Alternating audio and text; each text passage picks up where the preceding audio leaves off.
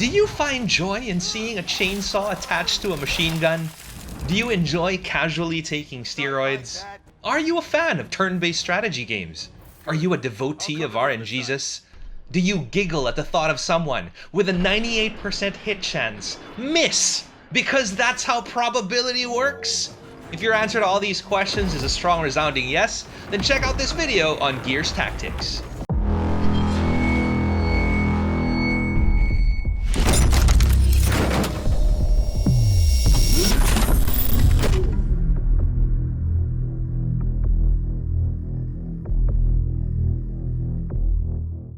Welcome to another episode of Should You Spend For It. Today we dive into the world of Gears of War in its newest non-third-person shooter iteration, Gears Tactics. It's available on Steam and the Microsoft Store for PC for $60, which is roughly around 3,000 Philippine pesos in different parts of the world. But for the Philippines, it costs $24 US, so that's around 1,220 Philippine pesos on Steam. Don't ask me why, but yay for third world country prices! It's also available on the Xbox. Set 12 years before the first Gears of War, where every single male character is built like a professional linebacker for the NFL, it takes you through the story of how the humans of Serra initially dealt with the Locust Horde. So if you're expecting to see Marcus Phoenix and Dom Santiago in this game, don't. Instead of the iconic duo, you start off with two main heroes, Gabe Diaz and Sid Redburn. Gabe, who by the way is the father of Kate Diaz, the main protagonist of Gears 5, is a reluctant hero who kind of looks like he takes hair advice from X-Men's Rogue. He's sort of a mix of Marcus's gruff disposition and Baird's humor.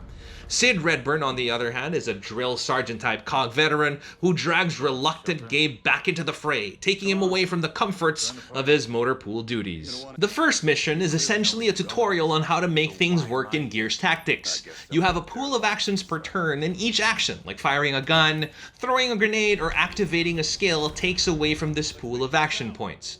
Once you're done with your turn, then the enemies get to do the same. Now, if you're used to games like XCOM, which this game is being heavily compared to, then you'll pretty much know what to do with just some slight variations.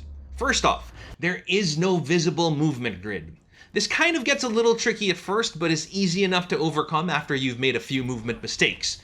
It's also quite helpful that there's a visual cue as to how many action points it'll take for the certain movement to be pulled off. That way you can save enough action points to either take a shot or go on Overwatch. Speaking of Overwatch, I find that it's one of the best features of Gears Tactics. In games like XCOM, whenever you go on Overwatch, regardless of how many action points you have left, it'll take one shot at an enemy that gets into your line of sight. In Gears Tactics, however, the number of shots you take against opponents is equivalent to the number of unused action points you have left. In a nutshell, you can pretty much set up a nice little kill zone for grubs to walk into if you want to play it defensively. Overwatch also triggers even when you're not moving from cover to cover, so if you've got a Locust in your line of sight and it decides to take an action, then your troops start peppering them with lead too. Do remember that the Locust can do the exact same thing to you. There's also the execution moves in the game. Execution comes out when you've dealt enough damage to a Locust. When a Locust is down, their fellow Locusts can run towards them and bring them back up. You can also shoot at a downed Locust from afar, but there is a certain advantage to running up to a downed Locust and tearing them in half with your chainsaw. Aside from gratuitous gore, every time you perform an execution, it awards each member of your squad an extra action point for that turn. Now, this makes things really interesting because you can set up nice chain kills with multiple executions since the extra action points stack up per execution in a single turn. Now, if that's a little confusing for you, let me break it down.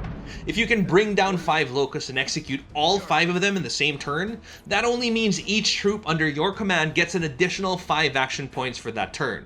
With that many action points, you can do a heck of a lot of damage, or exploration if that's more your thing.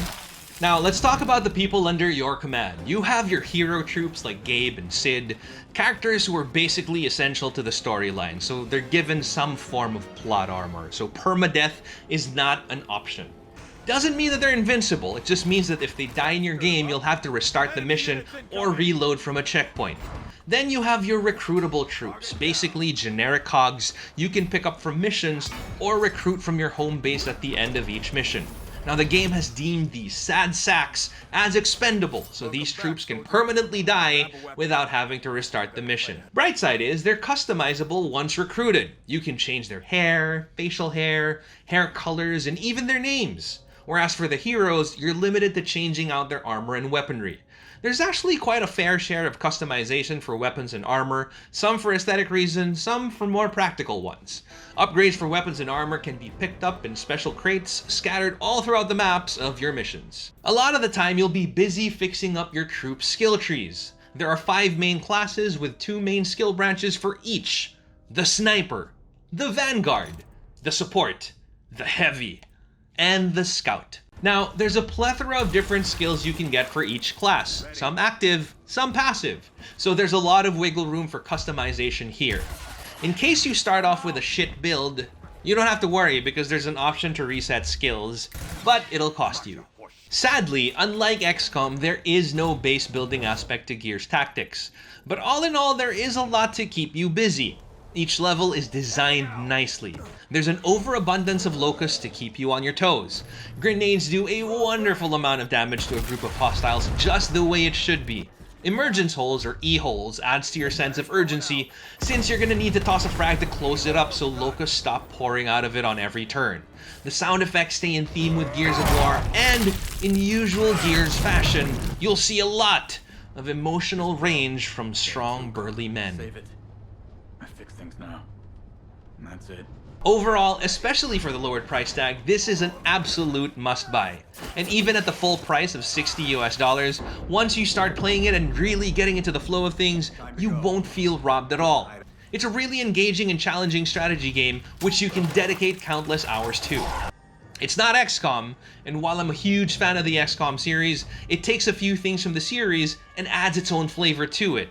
Should you spend for it? That's a yes.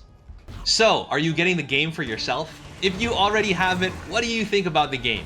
Did you cry manly tears remembering the death of Dom from the previous games? Did you do a fair amount of push-ups just now to sort of have the same body type as these guys? Let me know in the comment section. And if you enjoyed this video, do me a favor and hit the like button and subscribe to the channel as well so I can keep on coming up with videos just like these. Till next time.